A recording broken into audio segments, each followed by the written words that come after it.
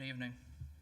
So with Father's Day this upcoming Sunday, there is a tendency to kind of direct devotional sermons or talks in general about fathers. And tonight, you're going to hear pretty much one of those, but however, I do want to take a different angle with this. I don't want to examine how or why fathers are important, because we obviously know that fathers are important in our lives, but what we can learn from them and why they do what they do. Fathers are as important today as they've ever been. Unfortunately, in society today, there's a tendency not just to necessarily minimize the family structure, but to minimize the importance of fathers. While I could point out to specific studies that show the importance of fathers in a child's life, I want to take a look at what scriptures have to say about fathers.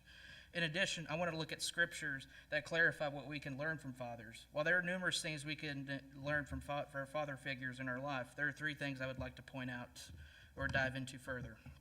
First, fathers care enough to discipline.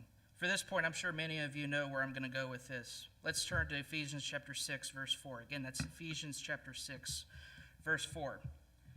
It says, "Fathers, do not provoke your children to anger, but bring them up in the discipline and the instruction of the Lord." Now, if you want to turn to Hebrews chapter 12, verse 11, again, that's Hebrews chapter 12, verse 11. It says, "For the moment, all discipline seems painful and rather than pleasant, but later it yields the peaceful fruit of the righteousness to those who have been trained by it." I bring these two verses up because they somewhat go hand in hand. We read in Ephesians 6:4 that fathers should bring up their children in discipline. Even though discipline seems unpleasant, as we read in Hebrews chapter 12, verse 11, it yields good results down the road. In essence, fathers should care enough so much about their children that they will do what's necessary to put them in the best position to succeed down the road. One of the most significant ways they can do that is through discipline. Second point, fathers can show how things are done. For this point, I would like to turn through Proverbs chapter 1, verses 8 through 9. Again, that's Proverbs chapter 1, verses 8 through 9. It says, "Hear, my son, your father's instruction, and forsake not your mother's teaching, for they are a graceful garland for your head and pendants for your neck." We read here that it is the responsibility of the parents to impose wisdom, in essence. However, I wanted to point this out because when I was reading this, there's a slight difference mentioned here between the father and the mother. We read that the father's instruction and the mother's teaching are essential. Now, when I initially read this, I was curious, as like, okay, instruction, teaching, what's really the significant difference?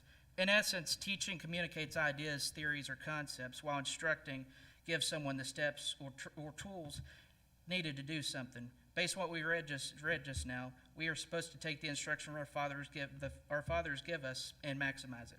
And for my final point, fathers want to see their children succeed. So let's turn to Luke chapter 15, verses 11 through 32. Again, that's Luke chapter 15, verses 11 through 32. Now, as many of you all know, this is also known as the parable of the prodigal son. While I'm not going to read all of this, I would like to focus on the father in this parable.